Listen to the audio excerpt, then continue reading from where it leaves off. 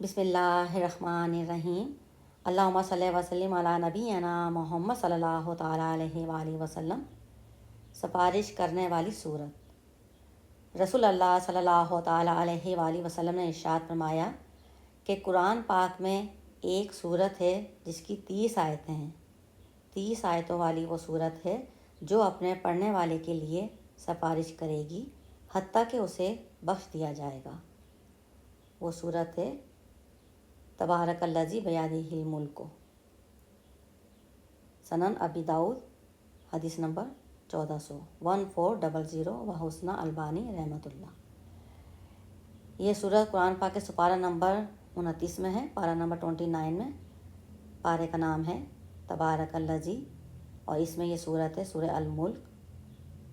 سورہ الملک قرآن پاک میں ترتیب کے لحاظ سے 67 نمبر پر آتی ہے، 67 نمبر پر ترتیب کے لحاظ سے قرآن پاک میں، اور اس کی 30 آیتیں ہیں، 30 ورس، 2 رکوع، اور نزول کے اعتبار سے یہ 77 نمبر پہ آتی ہے، 77 نمبر پر، اور یہ سورہ مکی ہے، مکہ میں نازل ہوئی تھی۔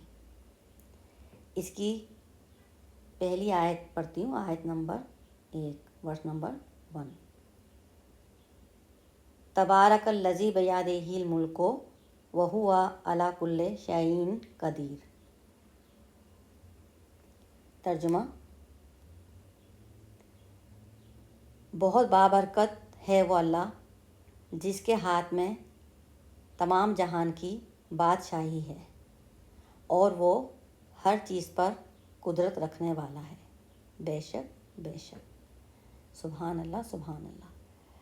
اس سورت کو عشاء کی نماز کے بعد پڑھتے ہیں، اور ہمیں چاہیے کہ روزانہ اس سورت کو پڑھ کے سویا کریں۔ جو نہیں پڑھتا اسے پڑھنی چاہیے، کیونکہ موت برحق ہے، کسی وقت بھی موت آ سکتی ہے، اور سوتے ہیں تو ویسے ہی صبح اٹھنے کا نئی زندگی ملتی ہے۔ اٹھ جائیں تو قسمت ہے، نہیں اٹھے تو جس نے یہ سورت پڑھی بھی ہوئے گی تو اس کی مغفرت کر دی جائے گی، اور اس سے قبر کے سوال جواب بھی نہیں ہوئیں گے، قبر کا حساب کتاب بھی نہیں ہوگا، اور وہ سیدھا جنت میں جائے گا۔